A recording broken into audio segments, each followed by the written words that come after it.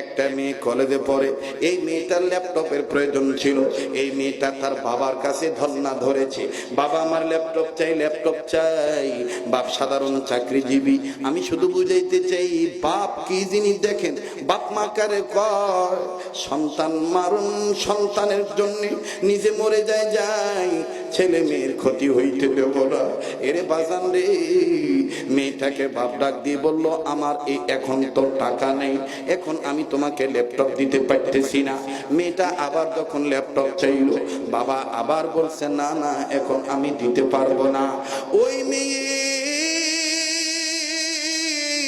ভিতরে ভিতরে দিনই শিক্ষা না থাকার কারণে এত ক্ষিপ্ত হইয়া গেল, মনে মনে নিয়ত করেছে, যেটা প্রকাশ পাইল মেয়েটা বলি ফেললো, বাবার একদিন কি আমার একদিন, আমায় ল্যাপটপ দিবে কি দিবে না, যদি না দেয় আমি এই বাবাকে রাখবো না। একদিন সুযোগ খুঁজে পাইল, আমার বন্ধুরে ল্যাপটপ যখন বাবা কিনে দেয়নি, বাবা বলছে আমি দেখতেছি ব্যাপারটা। মেয়েটা সহ্য করে নাই। আমার বন্ধুরে বাপ আর মেয়ে পাশাপাশি রুমে ঘুমায়। বাপ একদিন রাত্রে গভীর ঘুমে বিমূঢ়, গভীর ঘুমে বিভোর।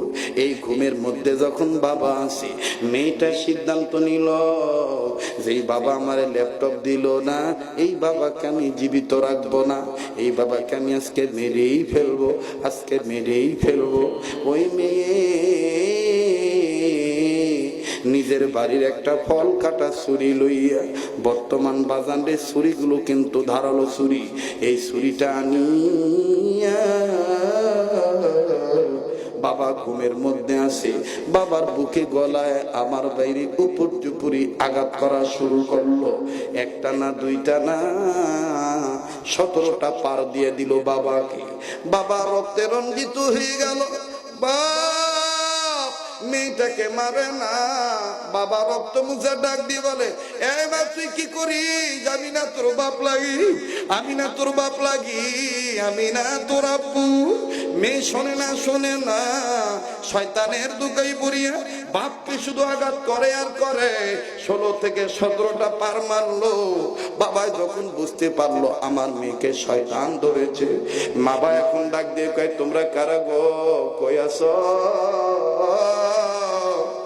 আমার মেয়ে পাগল হয়ে গেছে, আমার মেয়ে দেখে আজকে আমার চাকু দিয়ে পার মারতেছে। মা এই আওয়াজ শুনিয়া, ভাই বোন আওয়াজ শুনিয়া আমার বাইরে আইসা বোনটাকে ধরলো, ধরিয়া যখন